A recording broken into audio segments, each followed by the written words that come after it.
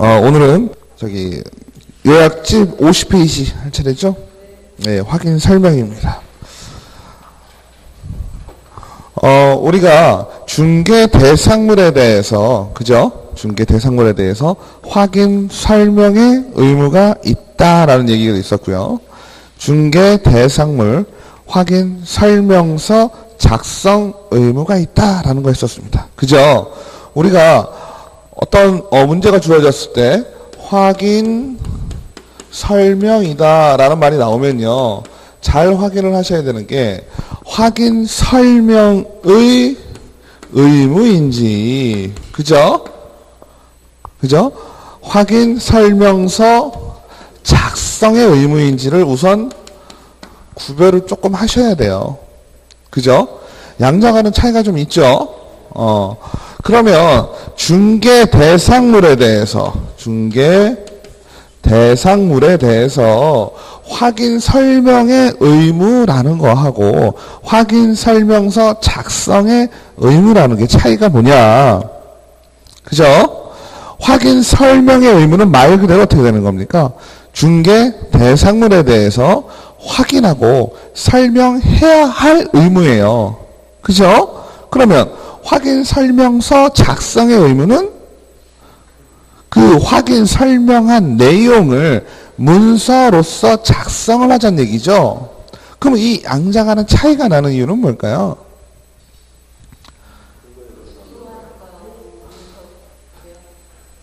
그렇죠. 그렇게 볼 수도 있지만 우리가 가장 큰 차이는 시기상의 차이가 있겠죠.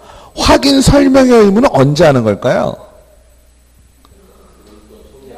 그러니까 얘는 계약 체결 전이 되겠죠.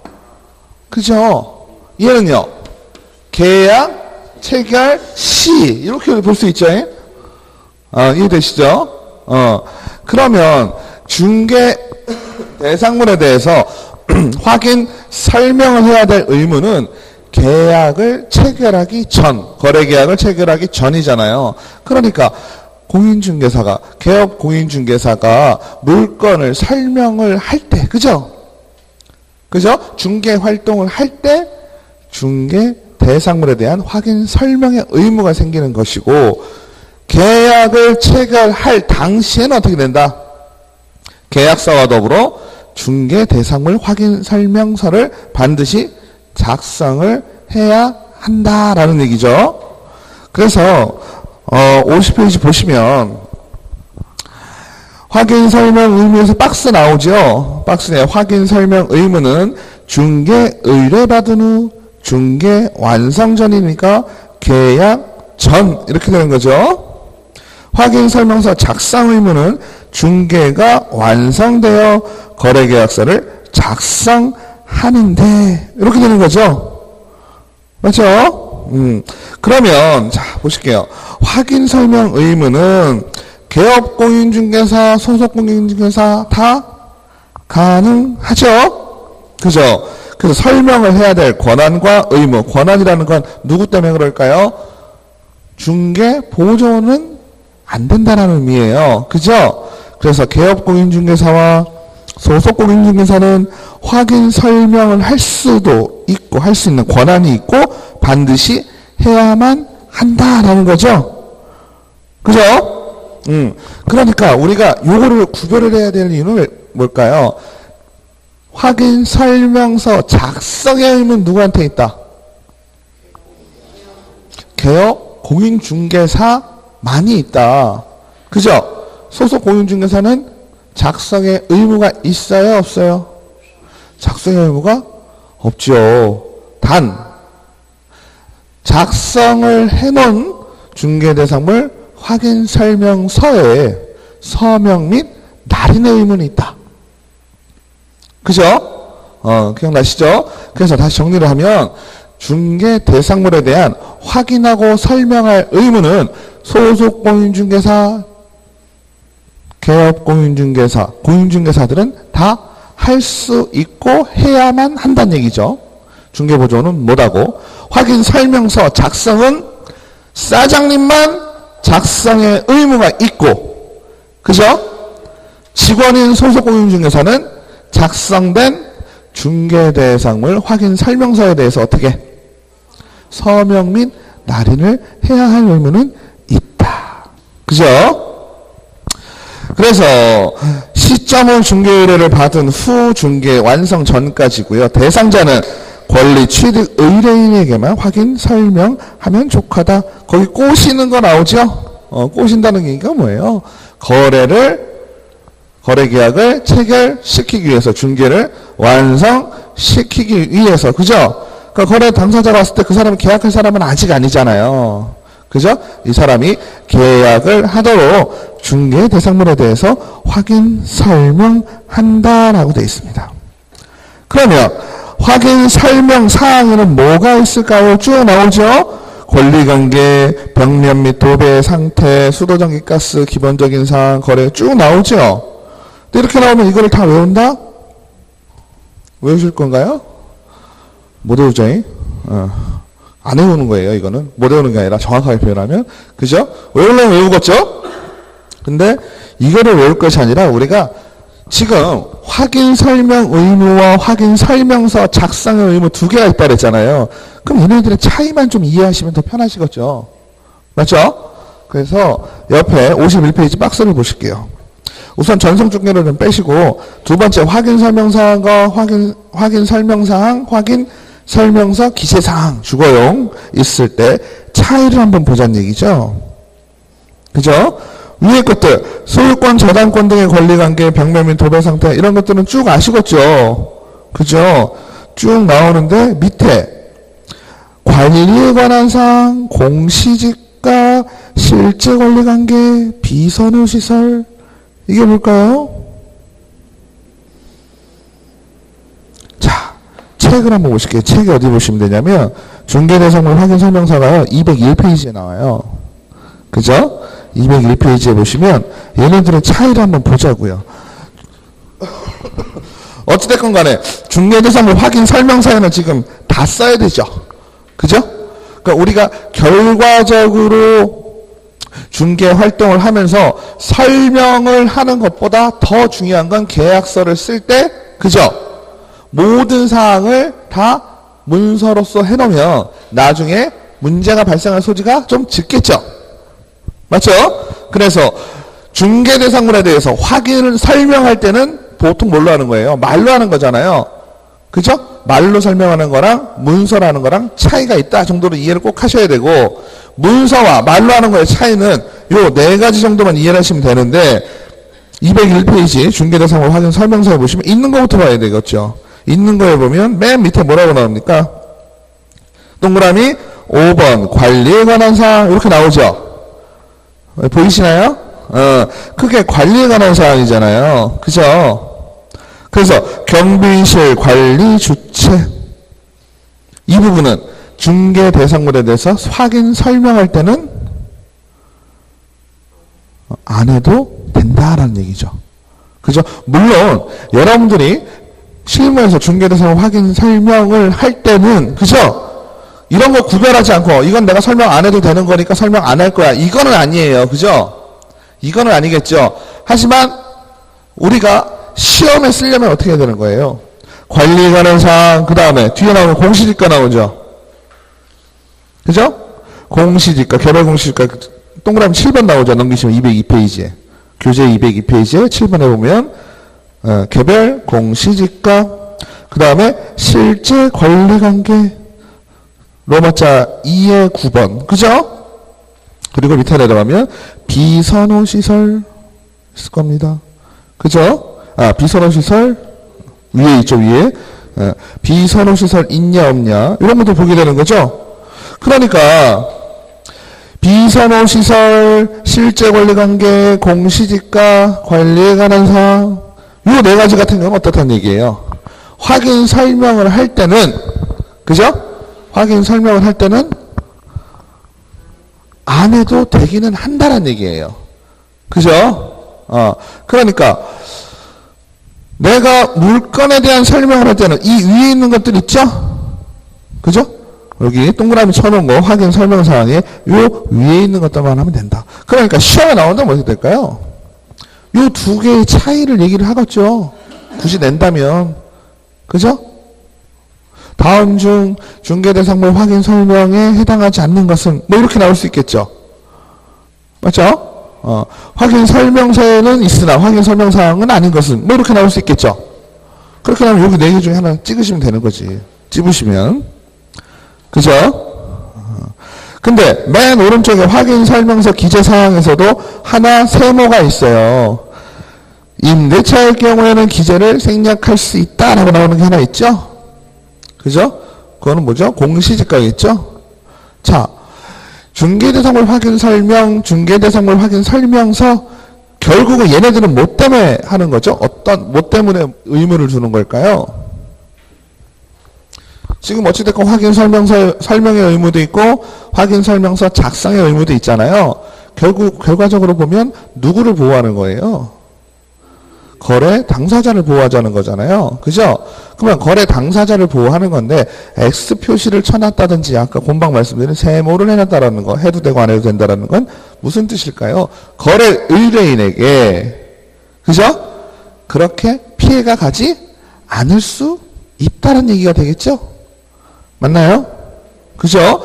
그래서 중개대상물 확인 설명서에서는 임대차일 경우에는 공시지가가 그닥 중요하지 않을 수 있죠. 매매하는 게 아니니까. 그러니까 생략할 수도 있다라고 하는 거죠. 물론 다 쓰시긴 해요. 그죠? 하지만 우리가 기억해야 될 건 임대차일 경우에는 공시지가가 의사결정을, 거래 당사자가 의사결정을 하는데 중요한 사항이 되겠어요? 안 되겠어요? 그닥 의미가 없겠죠? 임대가가 중요하지. 현재 상황. 그죠? 그러니까 공시지가 같은 경우는 임대차일 경우 생략을 할 수가 있고요. 그러면 확인설명사항에서 확인설명사항에서는 관리에 관한 사항, 공시지가, 그죠? 확인설명할 때는 공시지가가 의사결정에 도움이 된다? 안 된다? 할 수는 있겠죠. 실질적으로 X표시 쳐놓은 것도 어때요? 거래 당사자의 의사결정에는 영향을 미칠 수도 있죠. 특히나 비선호시설 같은 경우는 어때요? 그죠? 그죠? 비선호시설 같은 경우는 의사결정을 할 때 어떻게 보면 중요할 수도 있는 문제잖아요. 그죠? 요 근처에 뭐가 있다든지. 근데 중개대상물 확인 설명사 왜 그럴까요? 제가 이거를 이해하기로는 어떻게 이해를 했을까요? 확인 설명사항은 없고 확인 설명서에는 있어요. 어차피 둘 다 넣어놓으면 더 편하겠죠. 그죠? 근데 제가 볼 때는 약간 현실을 반영한 게 아닌가 하는 생각도 좀 드는 게 설명을 하다 보면 좋은 것만 하게 되잖아요. 그죠? 좋은 것만 하게 되면 어떻게 돼요? 빼먹을 수도 있겠죠. 만약에 예를 들자면 빼먹었다고 치면 확인 설명의 의무에 반드시 비선호 시설을 해야 되는데 빼먹으면은 공인중개사한테 피해가죠. 하지만 최소한의 마지막 방지책은 어떨까요? 거래 당사자 간에 거래를 유도를 하잖아요. 우리가 알선을 하잖아요. 알선을 하지만 결과적으로 점을 찍는 데는 언제예요? 거래계약서를 작성을 했을 때잖아요. 그죠? 거래계약서를 작성을 할 때는 얘기를 반드시 하고 확인 설명할 때는 얘기를 하지 마라. 이런 뜻은 아니죠. 이게. 그잖아요. 이게 그런 뜻은 아니에요. 이게 그런 뜻은 아니지만 혹시 확인 설명을 할 때는 빼먹었다 손 치더라도 그죠? 빼먹었다 손 치더라도 확인 설명서 작성을 할 때는 반드시 넣어라는 뜻이 되겠죠. 그렇지 않을까요? 그런 의미로 저는 이해를 했어요. 이게 어떤 인과관계를 찾으려면 그렇게 관리에 관한 사항, 경비실이 있다 없다, 관리 주체가 있다 없다, 이게 의사결정에 도움이 될 수도 있겠죠. 영향을 미칠 수도 있죠. 그죠? 근데 안 해놨다는 얘기지. 그러니까 이거를 여러분들이 공부를 하시게 되면 어떻겠어요? 나중에 실무에서는 다 설명하시겠죠. 그죠? 비선호 시설이 있는 것 같은 경우는 중요하거든요. 근데 확인 설명 사항에는 이 정도 선만 해주고, 왜냐하면 확인 설명은 구두라는 거니까 여러분들이 설명을 할 때 어때요? 얘를 손으로 보고, 그죠? 리스트를 다 외워가지고 1번 이건 어떻고요, 저건 어떻고요, 저건 어떻고 이렇게 할 수가 없게 되잖아요. 확인 설명의 의무에서는. 그죠? 확인 설명서 작성은 그래도 리스트가 쫙 돼 있죠. 그러다 보면 여러분들이 다 체크를 하고 그거에 대해서 설명을 반드시 해라라는 얘기가 되겠죠. 그래서 확인 설명 의무, 확인 설명서 작성 의무는 가장 여러분들이 포인트를 잡고 가셔야 되는 게 주체가 되겠어요. 그죠? 주체는 당연히 자격증이 있는 사람인데 확인 설명을 해야 될 의무가 있는 건 개업공인중개사와 소속공인중개사가 다 있는 것이고, 그죠? 밑에 나오는 확인 설명서 51페이지에 보시면 주체는 개업공인중개사는 확인 설명서 작성 권한과 의무가 있다라고 되어 있죠. 작성 권한이라는 건 할 수 있다라는 능력이잖아요. 그죠? 그러니까 개업공인중개사도 할 수 있고 해야만 한다. 그죠? 소속공인중개사는 할 수 있고 할 필요는 없다. 이렇게 얘기하시면 안 되겠죠. 할 수 있고 할 필요가 없다기보다는 무조건 개업공인중개사가 소속공인중개사가 중개를 해서 한다면 개업공인중개사가 작성한다는 의미는 아니에요. 그죠? 소속공인중개사 여기 뭐라고 되어 있어요? 요약집에는 작성하지 않으면 해고하면 된다 이렇게 써 있어요. 이게 무슨 뜻이에요? 나는 중개대상을 확인설명서 작성의 의무등본을 나한테 쓰라 그래요. 이 얘기잖아. 그죠? 이해되시죠? 그러면 어떻게 해라? 사장님은 그래? 그럼 너 해고 이렇게 되는 거죠. 어떤 말씀인지 아시죠? 물론 소속공인중개사가 어떠한 중개활동을 통해서 중개를 완성을 시켰다고 하면 소속공인중개사가 다 쓰겠죠. 그죠? 계약서도 다 쓰겠죠. 계약서하고 다 같은 상황이죠. 계약서나 중개대상물 확인 설명서나 소속공인중개사도 다 작성할 수 있죠. 그리고 실제로 다 작성을 할 겁니다. 그죠?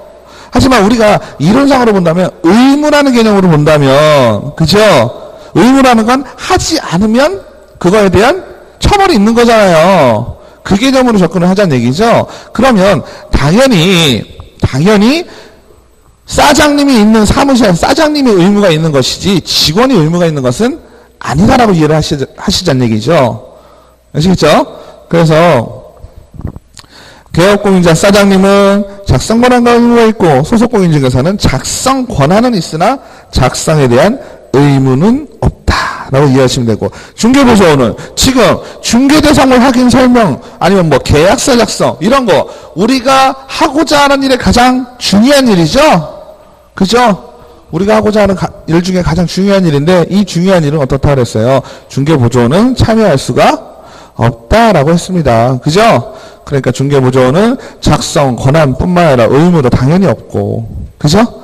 중개대상 확인 설명에서도 설명 의무, 설명 권한 없다라고 이해하시면 되겠습니다.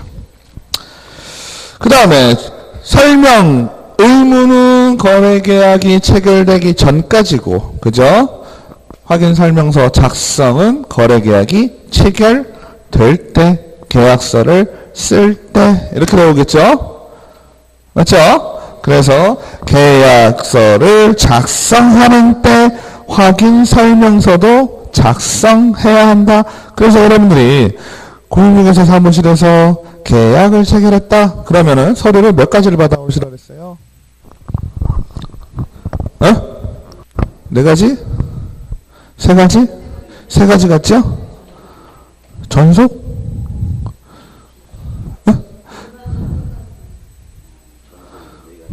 전속이면 네 가지? 야, 약간 시차가 있어서 그렇지 공인중개사 사무실에서 받아오는 건 맞네요. 그죠? 예, 정확하신 거예요. 전속중개계약서는 반드시 써야 된다 그랬죠. 그러죠? 그러니까 전속중개계약일 경우에는 전속중개계약서는 미리 받겠죠. 그죠? 미리 가서 전속중개계약을 맺고 그 다음에 계약을 체결하게 되면 계약서 써야 되고, 그죠? 그 다음에 중개대상물 확인 설명서 받아야 되고, 그죠? 그리고 또 공제 증서, 그죠? 업무 보증을 증명할 수 있는 서류 세 가지를 꼭 받으시라 했죠?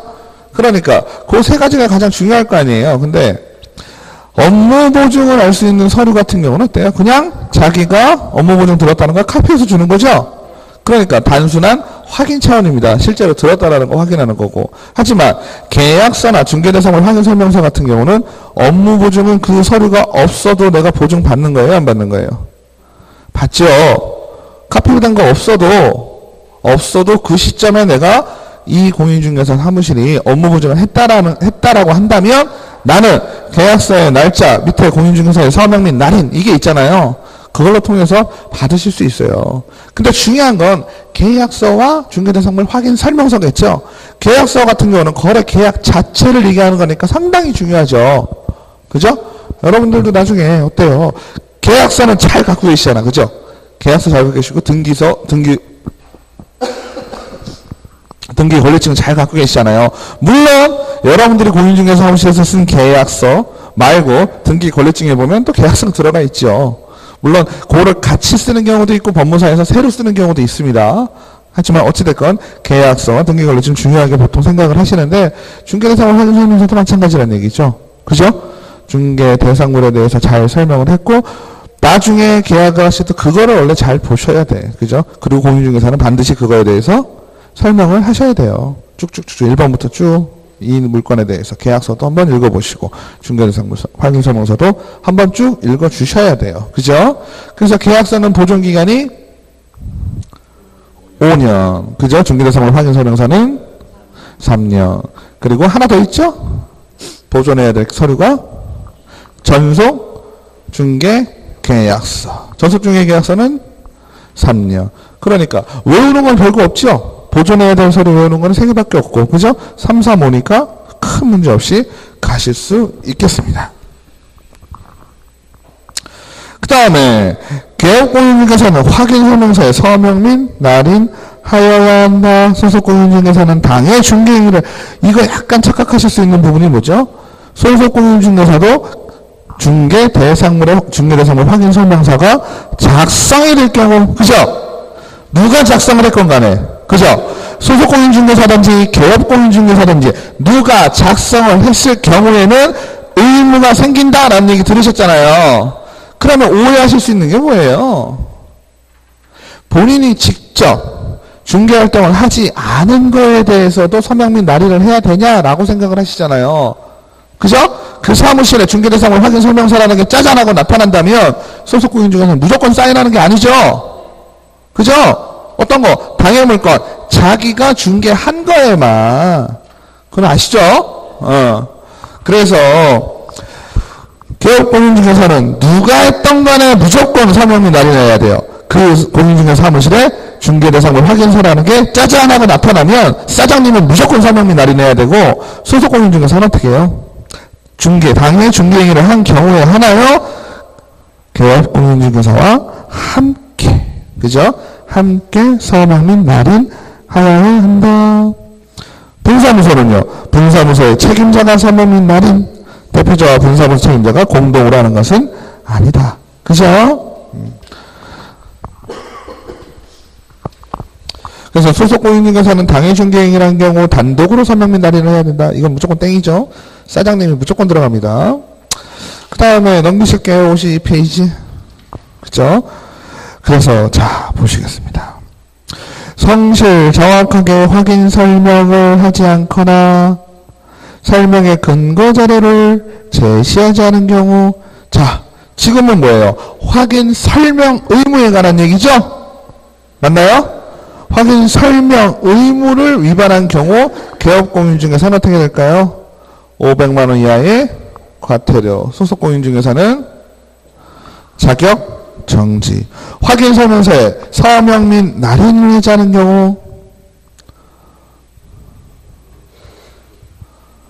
업무 정지, 자격 정지.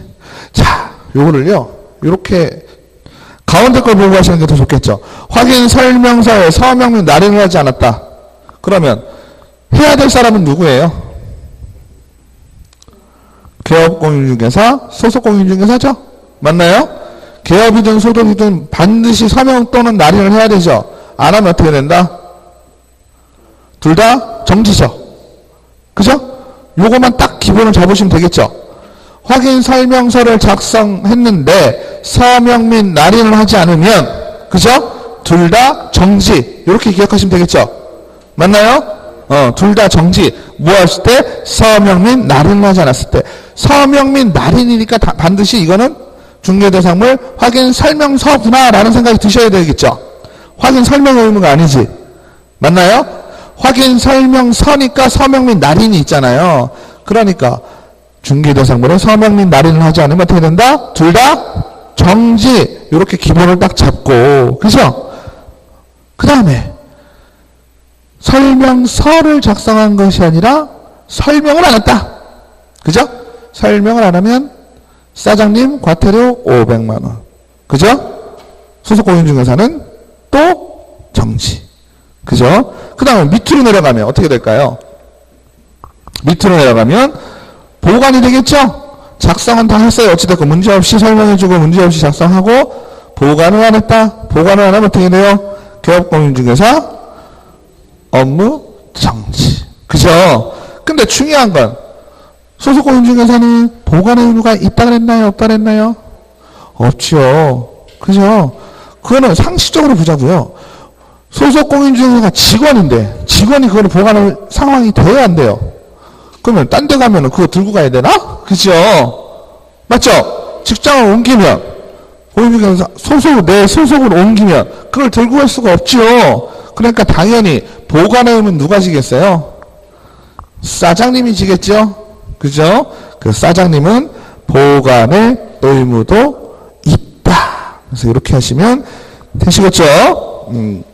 그래서 제재는 세 가지를 보시는데 서명 및 날인 요거를 중심으로 해서 둘 다 정지, 그 다음에 설명을 안 했으면 과태료 정지, 그리고 보관을 안 했으면 정지, 소속공인중개사는 없다. 그죠?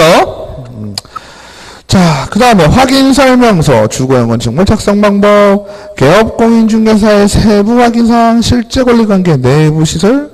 이거 한번 아까 202페이지인가요? 201페이지 한번 보실게요. 그죠? 우리가 이 중개대상물 확인설명서 같은 경우는 계약서만큼 쓰겠죠? 나중에. 그죠? 계약서를 쓰시게 되면 얘를 무조건 쓰셔야 돼요. 맞죠? 그래서 이 포맷을 보시면 다시 한번 볼게요. 맨 위에 보시면 201페이지 중개대상물 확인설명서 1 주거연건축물 이렇게 나오죠? 책을 넘기시면 영어가 나오네요. 넘기셔서 2 비주거연건축물 그 다음에 3 토지 나오겠죠? 토지 또 넘기시면 4 임모 광업재단 공장재단 이렇게 나오죠? 그 로마자로 1, 2, 3, 4 하면 어떻게 되는 거예요? 중개대상물의 종류가 나눠지는 거죠? 맞나요? 토지 및 그 위에 있는 정착물 그죠? 그 다음에 공장재단, 광업재단, 임목 뭐 이런 거 있었잖아요. 중개대상물 3조에 대해서 얘기를 할 때 맞잖아요. 맞나요? 그러면 토지, 건축물 그 설명이 다 되는데 중요한 건 우리가 워낙 주택에 관한 부분이 좀 많죠. 네? 우리가 중개 대상물 중에 주택이 많으니까 주택과 주택 아닌 것을 좀 나눠보자는 얘기예요. 그래서 첫 번째 나오는 거는 주택이죠. 그리고 중개 대상물의 종류에 따라서 설명해야 될 부분이 조금 다를 수도 있겠죠. 그런 생각 들지 않으신가요? 중개 대상물이 다 다르잖아요. 지금 얘기한 것처럼. 아니 같은 주택이면 같은 것이지만 주택과 상가 아니면 토지 이런 거 얘기할 때 각각 그 중개 대상물에 대해서 그죠? 설명을 해야 될 게 다를 수 있잖아요. 아닌가요? 맞죠? 다 다르니까. 그죠? 그러면 네 가지 말씀드리니까 주택, 주택의 토지, 공장재단, 광업재단 얘네 중에 가장 설명을 많이 필요로 하는 아이는 누구겠어요? 주택이겠죠. 그죠? 그래서 주택 중개대상물 확인설명서를 보면 가장 자세하게 되어 있다. 그죠? 주택을 내가 살려고 의사결정을 하는 데는 많은 요소들이 들어가잖아요. 그죠? 교통이라든지, 그죠? 아니면 학교라든지, 뭐 편의시설, 그 다음에 예를 들어서 임대차를 들어가는 경우에도, 그죠? 내가 여기 얼마나 빚이 있는지, 대출을 받았는지, 그죠? 이런 것들을 많이 고려를 할 수밖에 없다라는 얘기죠. 그래서 중개대상물 확인서는 주택만 보면 뒤에 거는 그냥 그 내용에서 점점 빠지니까, 그죠? 점점 내용이 빠지죠? 맞나요? 그래서 첫 번째 중개대상물 확인 설명서 1 주거용 건축물 나옵니다. 그죠? 201페이지. 그래서 단독주택인지 공동주택인지 또 매매 교환인지 임대인지를 파악을 하시면 되겠습니다. 아, 책을 안 갖고 오셨구나. 그죠? 네? 아, 예, 그 같이 제가 본다고 말씀을 드렸었는데, 네. 어차피 뭐 들으시면 아시잖아요, 그죠? 네. 다 공부를 다 되셔가지고, 그래서 확인 설명 자료. 어찌됐건 중개대상물 확인 설명서는요, 우리가, 그죠? 우리가 할 수 있는 일은 뭡니까? 크게 두 가지로 보자 그랬죠. 중개대상물 확인 설명서는요, 첫 번째, 개업공인중개사의 기본 확인 사항이 있고요. 개업공인중개사의 세부 확인 사항이라고 되어 있죠. 그죠? 그래서, 기본 확인 사항은 우리가 개념을 어떻게 잡으시라 그랬어요? 기본 확인 사항은 공인중개사가, 그죠? 서류를 보고, 공시되어 있는 서류를 보면 대부분 작성이 가능하다 그랬어요. 그죠? 맞죠? 아니면 그 동네를 잘 안다든지 아니면 우리가 요즘 세상은 좋아서 어때요? 인터넷 보면 다 나온다 그랬잖아요. 그죠? 인터넷 지도 보고 따질 수 있는 부분들도 있다라는 얘기를 했었어요. 그죠? 그래서 중개 대상물을 작성을 하는데 우리가 무엇을 보고 쓰느냐라는 얘기가 첫 번째 나오는 확인 설명의 자료예요. 중개대상물 확인 설명서를 작성을 하는데 뒤에 붙는 백데이터, 내가 뭘 보고 얘를 작성을 했다라는 거죠. 근데 그 종류가 등기권리증, 등기사항증명서, 토지대장, 건축물대장, 지적도, 임야도, 토지이용계획 확인서, 그 밖에 자료 이런 걸 보고 하는데 등기권리증을 보고 할 일은 거의 없죠. 주인한테 등기권리증 달라 그럴 수가 없잖아요. 그죠? 대부분 어떨까요? 등기사항증명서, 우리가 얘기하는 등기부 등본, 그죠? 얘는 무조건 떼야 됩니다. 그죠? 권리관계는 얘를 보고 알아야 되니까요. 그리고 어떻게 보면 가장 기본이 되는 거고요. 그래서 등기사항증명서 반드시 떼야 되고요. 그 다음에 뭘 떼야 될까요? 건축물 대장 떼야 됩니다. 그죠? 건축이 있는 경우에는 건축에 대한 상황을 알아야 되니까 건축물 대장을 띄면 되고, 물론 건축물 대장, 토지 대장 다 띄면 좋죠.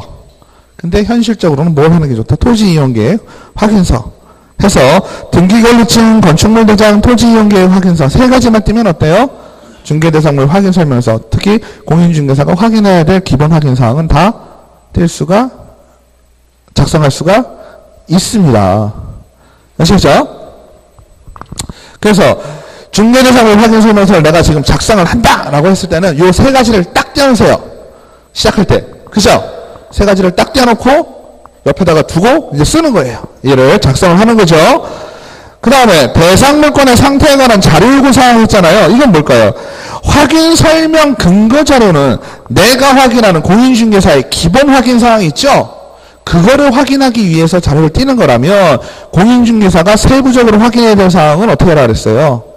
도배 상태, 벽에 금가고 물 잘 나오는지 일조 좋은지 공인중개사가 알 수 있어요, 없어요? 알려면 알지만 아주 시간이 많이 걸리고 복잡해지죠. 내가 그거 말하는 것도 아니고. 맞죠? 그러니까 공인중개사가 세부적으로 확인해야 될 사항은 어떻게 하시라 그랬어요? 집주인에게 물어봐라. 그 얘기 들으셨죠? 예? 집주인에게 물어보는 거예요. 근데 집주인이 그거에 대해서 안 알려줌 이러면 어떻게 돼요? 기재를 어딘가 해놔야 되겠지. 왜? 나는 빠져나와야 되니까. 맞나요? 이해되시죠?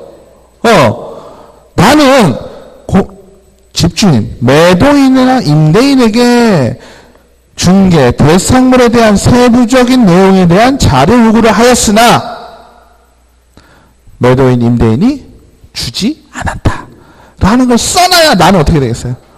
빠져나올 거 아니에요. 그죠? 맞죠?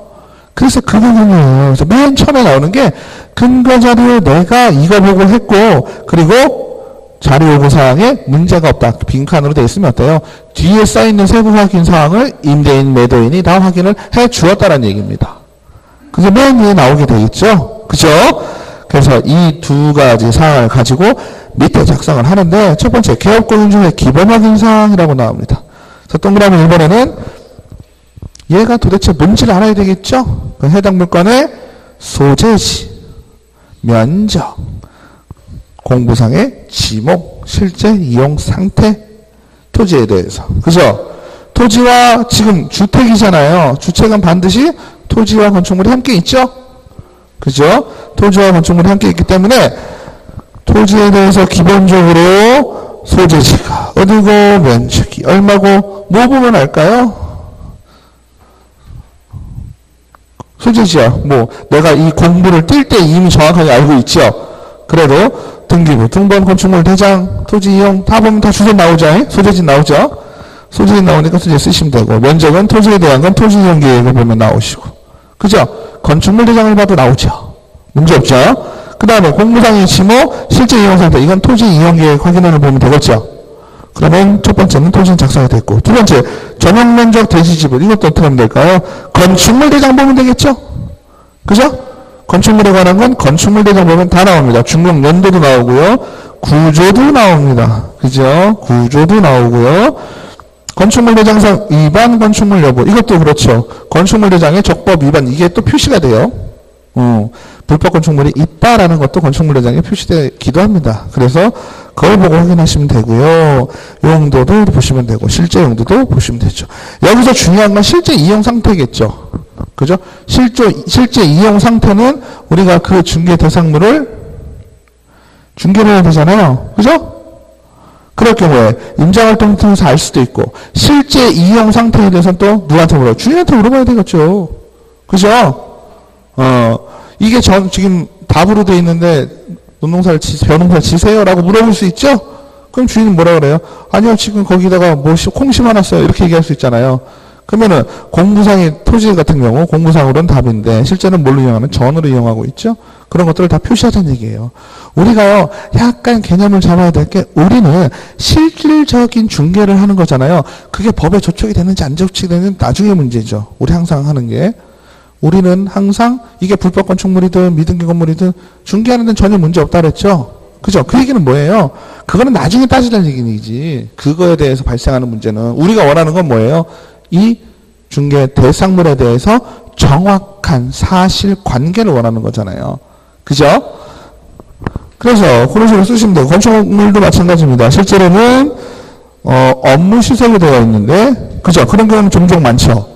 네? 허가는 업무 시설을 내놓고 실제 사용은 어떻게 됩니까?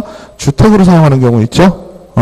그런 경우가 있기 때문에 건축물 대장상에는 업무실로 되어 있지만 실제 용도는 주택이다라고 되어 있고, 구조는 요즘은 다 철근 콘크리트 구조겠죠? 그죠? 뭐 조적조 이런 거, 벽돌로 진 집 이런 것도 별로 없잖아요. 지나가다 보면 다 벽돌이지만 그 벽돌이 아니죠. 그 벽돌은 타일이죠, 타일. 맞잖아요. 벽돌 자체가 하중을 받는, 그죠? 내력벽의 역할을 하는 것이 아니잖아요. 안에 철근 넣고 콘크리트를 다 치고 그 위에 그냥 벽돌을 붙이는 거죠. 옛날에는 벽돌을 싸가지고 걔가 힘을 받았잖아요. 근데 지금은 다 붙이는 거죠. 그러니까 타일의 개념이죠. 그 다음에 방향 나옵니다. 방향 기준은 주택에 이 집은 남향이야 라고 할 때 그 남향은 어딜까요? 그죠? 어떻게 하시면 돼요? 거실 창문을 바라보는 쪽이, 그죠? 바라보는 쪽이 그 건물의 방향입니다. 그죠? 거실에서 창문을 착 열었는데 남향이다. 그러면 집은 남향이죠. 들어가는 방향은 출입구는 북향일 수도 있죠. 북쪽으로 들어갈 수도 있죠. 하지만 주실, 안방이나 거실의 방향이 건물의 방향이 되고, 잘 모를 때는 어떻게 하면 될까요?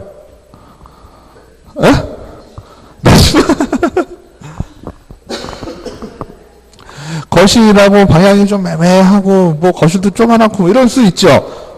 우리가 임대를 할 때 여러 가지가 있을 수 있지만요, 뭐 원룸일 수도 있고요. 그죠? 지금은 뭐 큰 집일 수도 있고 그렇지만 좀 방향이 애매하다 그러면 어떻게 하면 돼요? 우리는 그 집에 대한 남향이냐 북향이냐가 중요한 게 아니죠. 우리는 이것에 대해서 정확하게 설명해 준다는 얘기죠. 그러니까 예를 들어서 어디를 기준으로 무슨 방향이다, 뭐 이런 식으로 이 집이 남향이랍니다 라고 얘기하고 싶은 게 아니에요. 어떤 말씀인지 아시겠죠? 우리는 이 집이 어느 쪽을 보고 있습니다라고 얘기하고 싶은 거예요. 그렇기 때문에 잘 모를 때는 예를 들어서 뭐 안방 기준, 안방 창문 기준으로 했을 때 무슨 향이다. 이런 식으로 설명하시면 되는 거예요. 그 다음에 권리관계는 뭐 보시면 될까요? 등기부등본 보시면 되겠죠. 그죠? 등기부등본 보시면 권리관계가 나와서 토지, 건축물, 소유권에 관한 사항. 그래서 등기부등본은 요즘은 어떤가요? 주민등록번호가 안 나오죠. 입력을 해야지 나오죠. 내가 출력을 할 때 그 주민번호를 넣어야 나오죠. 물론 주민등록번호 같은 경우는 다 나오죠. 우리가 이제 계약을 하게 되면, 그죠? 얘를 작성할 때는 계약을 작성을 할 때잖아요. 알지만 이름과 주민번호를 써주시면 소유권에 관한 사항은 정리가 되겠죠. 누구누구 거임이잖아요. 그죠? 그래서 보통은 뭐 홍길동 쓰고 주민번호 이렇게 쓰면 토지 소유에 관한 사항이 나오겠죠. 밑에 건축물에 대해서는 마찬가지죠. 우리가요 임대 같은 경우는 보통 이제 건축물대장에 등기부등본을 토지와 건축물이 분리되어 있잖아요. 그죠? 임대 같은 경우는 두 개씩 다 잘 안 띄죠. 그죠? 두 개씩 잘 안 띱니다. 뭐에 대해서만 떼요? 건축물에 대해서만 띄고, 그죠? 어차피 토지 건축물에 대해서 그 대출이나 이런 권리관계는 두 개 다 걸잖아요. 한꺼번에 사람들이 은행에서도 그렇고, 그죠?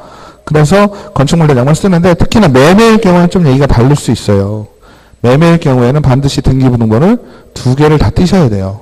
토지와 건축물을 다 띄셔서 확인을 정확하게 하시는 게 좋은데, 뭐 대부분은 어떻습니까? 토지나 건축물은 똑같이 나오죠. 권리관계에 대해서. 그래서 토지나 건축물 권리관계 누군지 확인을 좀 하시고, 그 다음에 소유권 이행 권리 사항이니까 뭐가 되겠어요? 등기부등본에, 그죠? 갑구는 소유권에 관한 사항, 을구는 소유권 이행에 대한 사항이죠. 그래서 을구에 나오는 내용, 저당권이 있다든지 근저당권이 있다든지 뭐 이런 여러 가지 사항들이 있죠. 전세권이 있다든지, 그죠? 그 소유자가 갖고 있는 소유권에 걸쳐 있는 권리 있잖아요. 그죠? 그 내용을 다 써주셔야 돼요. 그래서 여러분들 상식적으로 생각하면 어때요? 이 아파트는 3억인데요. 요 앞에 새마을 금고에서 2억 대출 받았어요. 이렇게 얘기하죠. 맞나요? 2억 대출 받았어요. 얘기는 그렇게 하는데 그 내용을 어디다 써주냐는 얘기지. 그 내용을 여기다 써주면 되는 거죠. 그죠? 2억을 대출 받았어요. 근데 실제로 보니까 어때요? 등기부등본에 얼마로 나올까요? 2억 4천 나와요. 그러면 또 어때요? 거래 당사자가 또 2억이라 그랬는데 2억 4천이 걸려있다고 이게 도대체 뭐냐고 따지죠. 환장하죠. 조금 아시면 좋은데. 그죠? 근저당권 설정은 보통 어떻게 됩니까? 채권 최고액이라는 걸 걸죠. 채권에 대한 최고액입니다. 그러니까 실제로 빌려 쓴 금액보다 더 은행에서는 어때요? 더 많이 잡는 거죠. 그죠? 2억을 대신 보통 120%, 130% 잡으니까 2억 4천이나 2억 6천이 채권 최고액으로 잡혀 있을 겁니다. 그럼 채권 최고액과 실제 대출을 받은 금액은 차이가 있다. 그죠? 더더군다나 마이너스 통장, 그죠? 마이너스 통장을 하게 되면 저당권 설정을 하나요? 근저당권 설정을 하나요? 저당권, 근저당권 차이는 뭐죠? 그죠? 그 근저당권은 대충이죠. 한 개만 오는 거예요. 한 개. 그죠? 그러니까 마이너스 통장을 사용하실 경우, 아니면 우리가 제일 많이 쓰는 근저당권 설정은 어디서 썼나요? 캐피탈 같은 거 사용하시면 그렇죠. 중고차, 새차, 할부. 그죠? 할부할 때 저당권 설정 절대 안 하죠. 왜 그럴까요? 3천만 원 할부를 했다 치면 어떻게 됩니까? 지금은 3천만 원, 다음 달은 2,900만 원, 100만 원씩 갑니다 치면. 그죠? 그러면은 매달 뭘 걸어야 돼? 저당권을 바꿔야 되죠. 설정을 바꿔야 되잖아요. 그러니까 문제가 있죠. 그러니까 근저당권이라는 걸 설정을 해서 근저당권 3천만 원이면 어떻게 되는 거예요? 3천만 원의 범위 내에서 대출 금액이 변동될 수 있다는 얘기입니다. 3천만 원 넘진 않겠죠. 그죠? 그럼 근저당권 설정 채권 최고액 2억 4천이다. 그러면 이거는 2억 대출을 받으셨고 2억 4천 채권 최고액 걸어놓으셨고요. 실제 대출은 5천만 원밖에 없어요. 가능한가요? 가능하죠. 그죠? 가능합니다. 그래서 우리가 설명을 할 때는 어떻게 하나요? 2억을 다 인수 받으셔도 되고요. 갚으셔도 되고 지금 5천만 원 있으니까 변경하셔도 됩니다. 이렇게 되죠. 1억으로 변경하셔도 됩니다. 이렇게 얘기를 해줍니다. 그죠? 그래서 근저당권은 뭐 할부처럼 갚는 상황에는 무조건 근저당이지만 우리가 일반 주택이나 뭐 다가구 주택이나 뭐 이런 데서 근저당권을 설정을 했다라고 할 경우에는 보통 마이너스 통장을 얘기하는 경우가 많죠.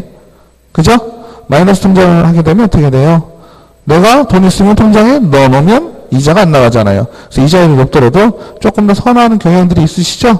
그걸 주력 통장으로 쓰면 어때요? 내가 그래도 운영자금이라는 게 있잖아요. 생활 운영자금도 들어가 있으면 그거에 대해서 이자가 안 나가니까. 그죠? 그래서 근저당권 설정 같은 경우가 무조건 있을 건데요. 주택에. 그럴 경우에는 어디에서? 뭐 신협에서 했다, 새마을금고에서 했다, 우리은행에서 했다, 뭐 이런 것들 있죠? 어느 지점까지 표시해 주시면 좋겠습니다.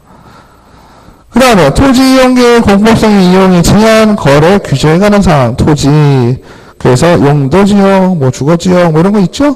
그 다음에 건폐율 상한, 용적률 상한. 요거는요, 그 주소지, 소재지에서 용적률, 건폐율을 따지자는 게 아니에요. 아시겠죠? 토지 이용 계획상에, 그죠? 나오는 기본적인 사항, 그죠? 물론 시도 조례에 따라서 다르잖아요. 주거지역도 50에 200 하는 데가 있고, 50에 60에 200 하는 데가 있고, 60에 150 하는 데가 있고, 그 지역마다 좀 차이가 있잖아요. 그죠? 그거를, 그 소재지에 관한 사항을 쓰는 것이 아니고요. 그 용도 지역에 따른 기본적인 사항을 써주시면 될 것 같습니다. 그 다음에 도시군기획시설이나 허가, 토지거래 허가구역인지 주택거래 신고지역인지 이런 것도 표시를 해 주셔야 되겠다. 그래서 이건 토지이용계획 확인원을 보시면 되겠고, 그 다음에 주거용 건축물, 주택일 경우에 많이 나오는 게 이제 입지 조건이죠. 그죠?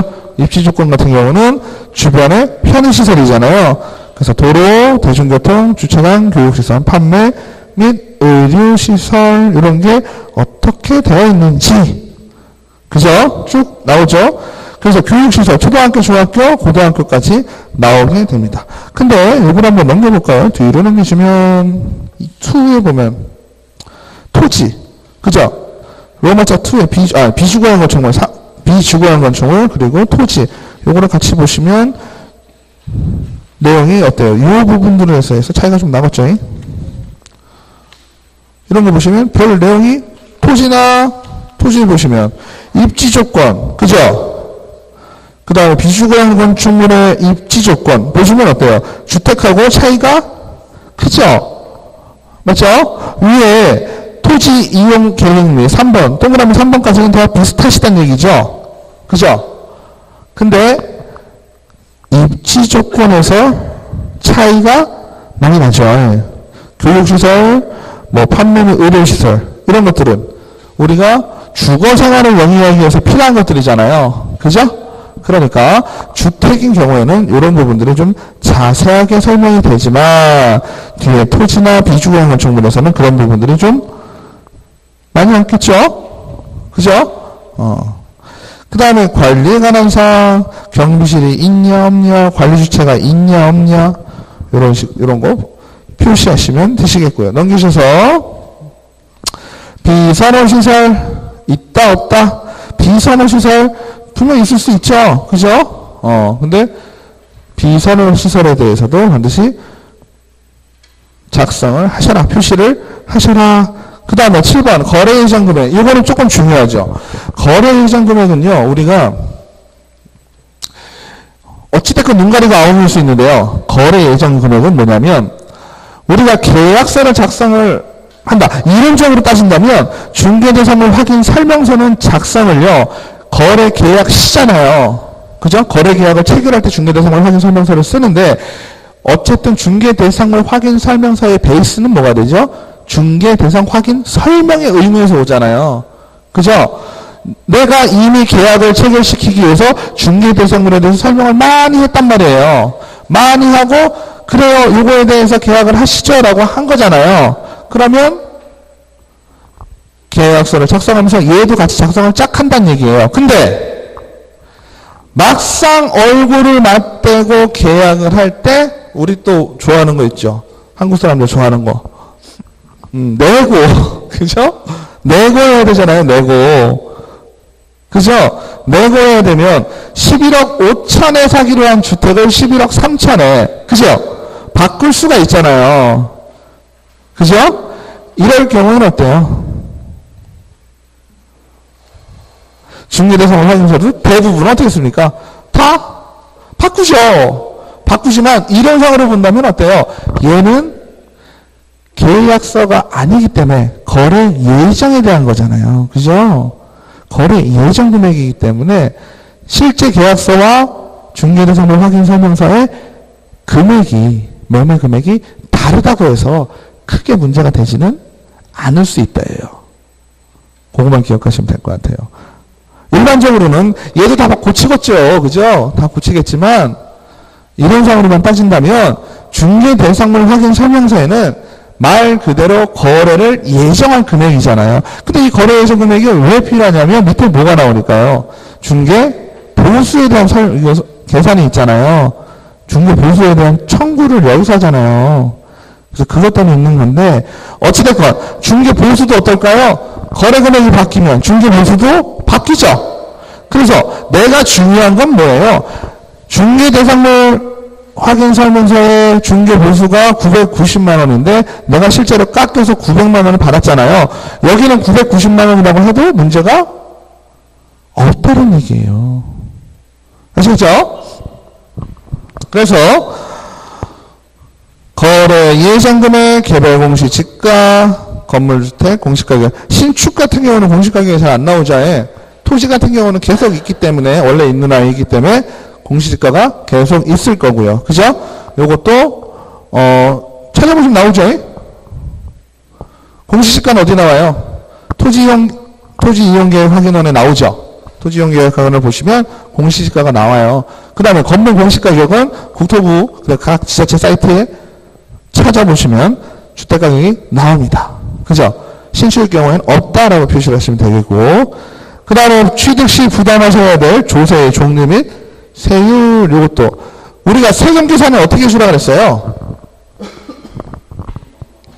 세금은 절대 주는 거 아니라 그랬죠? 세금은요 정말 절대 해주시면 안 돼요. 해줘서 맞추면 다행이에요. 원 단위까지 맞힐 자신 있으시면 하시고요. 그죠? 여러 가지 혜택들이 있을 수도 있고 더 추가되는 것도 있을 수 있잖아요. 그죠? 그러니까 완벽하게 아시지 못하면 어떻게 하시라? 퍼센트만 알려줘라. 기본이 되는 퍼센트만 알려줘라. 세금 얼마나 나와요? 그럼 어떻게 하셔야 돼요? 3억짜리니까 1%겠네요. 그죠? 면적에 따라서 농토세 붙겠네요. 안 붙겠네요. 이런 게 하면 되죠. 1점 몇 프로 나올 거예요. 대충. 이 정도 하시면 되겠죠. 그죠? 아니면 아예 넉넉짜리 대충 2% 안쪽으로 나와요. 이렇게 말씀하시면 되겠죠. 그러니까 그래서 얼만데요? 이럴 거 아니에요. 그럼 사위 600만 원 안쪽으로 나오시겠네. 이렇게 크게 얘기하셔야 돼. 그죠? 많이 나온다 그랬다가 적게 나오는 건 욕 안 먹어요. 그죠? 갭이 커도. 근데 적게 나온다 그랬다가 10만 원만 더 나와도 욕 먹어요. 그죠? 사람 마음이 그렇더라고. 그래서 세금은 누구에게? 취득세는 법무사에게, 양도세는 세무사에게. 그죠? 그래서 어떻게 하시면 돼요? 법무사는 어차피 여러분들 많이 거래를 할 수밖에 없으니까 잘 아시는 부분들이 있을 건데, 세무사는 약간 좀 약해요. 세무사는 잘 거래를 할 수 있는 부분들도 없고, 세무사에서 또 별로 안 좋아한다 그랬잖아요. 물어보기만 하고 실제 업무 안 맡긴다고 그랬잖아요. 그랬는데 세무사는 반드시 한 명 정도는 알아놓으시는 게 좋습니다. 근데 약간 느낌이 달라요. 세무사는 보통 사무장이 별로 없죠. 세무사는 사무장이 별로 없어요. 법무사는 법무사님하고 얘기하는 경우가 별로 없어요. 다 법무사 사무장하고 얘기를 하거든요. 근데 세무사는 세무사하고 얘기를 해야 돼요. 그런 부분들이 좀 있어요. 법무사는 법무사 사무장하고 얘기를 보통 하는데, 세무사는요, 세무사 자격증이 있는 그 양반 직접 사장님, 그쪽의 사장님하고 얘기하는 경우가 많다. 그래서 알아두시고 소개를 해 주셔라. 그래서 여기까지는 지금 제가 말씀드린 것 중에 주인한테 물어봐야 되는 게 거의 없죠. 매도인, 임대인에게 물어봐야 될 거 거의 없죠. 어떤 거? 실제 이용 상태. 이 정도만 물어보면 되겠죠. 그리고 이 부분은 충분히 내가 중개를 한다 그러면 임장활동으로도 알 수 있는 거죠. 그리고 내낼 때 이미 어느 정도 해놨을 거고. 근데 중요한 건 2번입니다. 개업공인중개사의 세부 확인 사항이에요. 세부 확인 사항 같은 경우는 어때요? 얘는 매도인, 임대인에게 물어봐야 돼요. 그죠? 따져보면 내가 들어가서 일일이 다 확인해 볼 수도 있겠지요. 볼 수도 있겠지만 그렇게 되면 어떻게 돼요? 누구의 책임이 됩니까? 나중에 문제가 생기면. 나의 책임이 되죠. 그죠? 그러니까 공인중개사에게 이 정도의 책임까지는 지울 수가 없으니까. 그래서 이거는 사장님에게 물어봐라. 그죠? 수도, 전기, 가스, 소방, 난방, 승강기, 배수, 그 밖의 시설물. 내용을 모르셔서 못하는 건 없죠. 그죠? 내용을 모르시는 게 아니라 이 상황에 대해서. 그죠? 그 다음에 9번, 고가하기 전에 9번, 실제 권리관계 또는 공시되지 않은 물건의 권리사항. 이 말 그대로 따지면 어떻게 되나요? 아까 공시되어 있는 소유권 이해에 관한 사항, 소유권의 사항 앞에 다 썼죠? 그죠? 누구 거이고, 누가 저당권 설정, 전세권 설정 얼마 했다. 공시되어 있는 권리는 다 했죠? 근데 공시되지 않은 대표적인 권리가 뭘까요? 공시되지 않은 권리는 임차권이죠. 그죠? 임차권 같은 경우, 또 유치권, 이런 것들이 있을 수 있죠. 맞나요? 임차권, 유치권은 공시가 안 됩니다. 있는지 없는지도 몰라요. 그러면 원룸 같은 경우가 좀 심하겠죠. 원룸 건물 같은 경우는 임대가 많잖아요. 그럼 우리가 걱정하는 거는 월세 같은 경우는 보증금이 작기 때문에, 그죠? 보통 또 최우선 면적권으로 다 해결이 나고 뭐 이렇잖아요. 우리가 충분히 예상할 수 있는 부분이지만 중요한 건 전세 부분이 되겠죠. 전세가도 오르니까 전세값이 비싸잖아요. 그러니까 전세 몇 개만 들어도 몇 억은 그냥 돼요. 그죠? 그런 부분들을 공인중개사랑 확인할 수 있나요, 없나요? 확인할 수 없죠. 누구한테 물어봐야 돼요? 집주인에게. 그죠?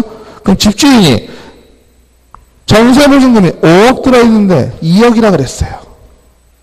그러면 공인중개사가 나중에 문제가 생겼을 때 책임의 소재가 있을까요, 없을까요?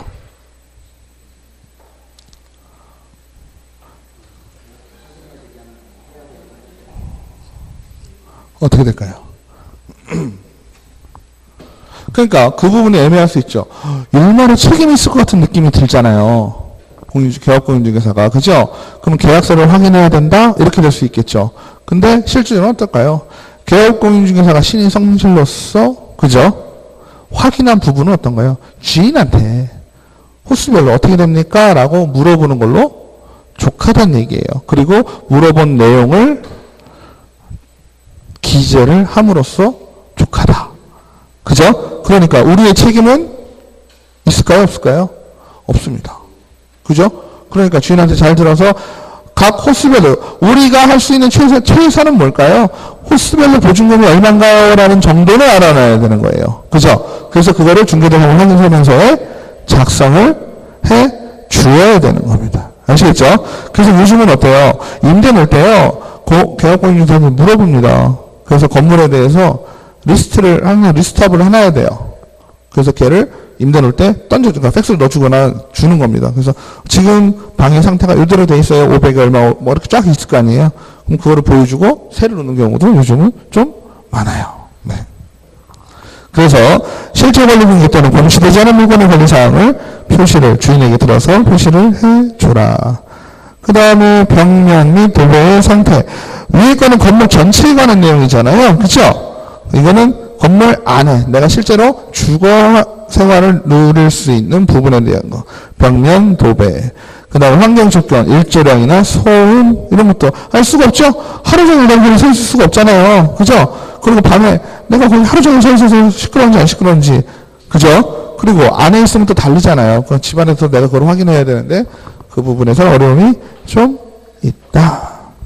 그래서 2번, 로마자 2번은 개업공인중개사의 세부 확인 사항은 주인에게 확인을 좀 해라.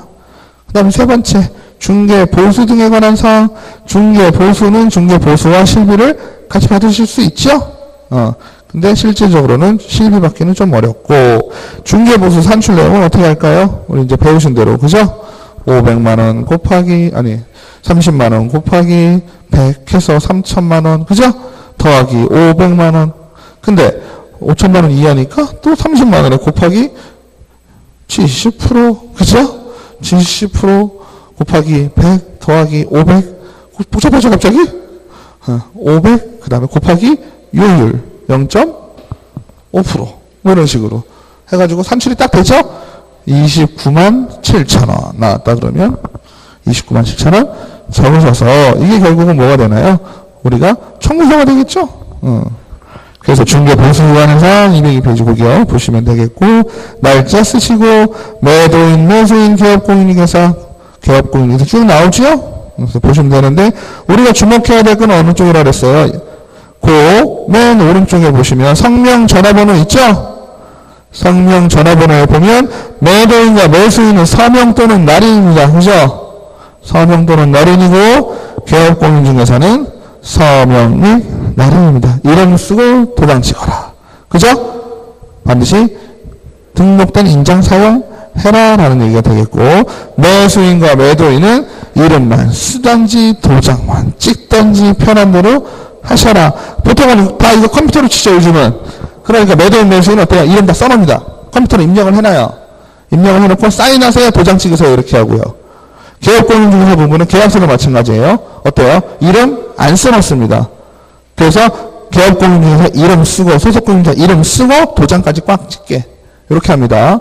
왜 그럴까요? 대여 방지, 그죠? 자격증 등록증 대여 방지 그렇게 되시겠죠? 그리고 개업공인중개사가 소속공인중개사나 중개보조원에게 어떻게 하는 거야? 자기의 업무를 시키는 경우, 이런 경우 있을 수 있죠? 내 대신 가서 계약하고 와. 이런 경우 하면 안 되겠죠? 그래서 그런 부분들 때문에 서명 및 날인을 하라고 되어 있는 거죠. 네. 자, 보시면, 그래서 내용이,